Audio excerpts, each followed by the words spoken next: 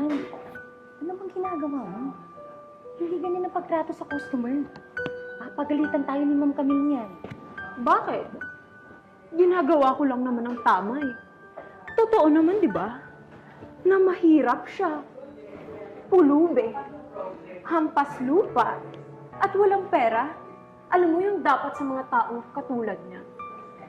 Sa tabi-tabi lang ng daan. Naghahanap ng pagkain sa basurahan.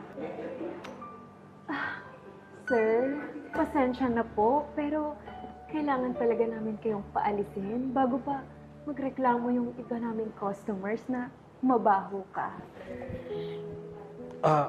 Ganun ba? Sige po. Sir, wait lang po. Ako na po mismo kukuha ng water ninyo.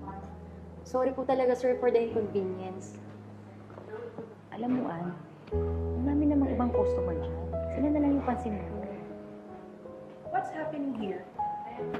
Kaya na ko pa kayo nakikita nagbabangayan. Di ba sinabi ko sa inyo, may mga customers na tayo. Ayun na nga, ma'am eh.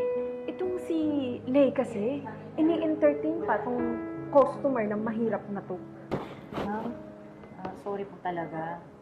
Naalala ko lang po kasi yung sinabi ninyo na kahit sino yung pumasok dito sa coffee shop natin, kailangan nating tanggapin at asikasuhin. Kasi customer natin sila. Exactly. Excuse me? Usapan namin to? Nangingialam ka? Pakialamero ka talaga eh, no? Enough, Ann.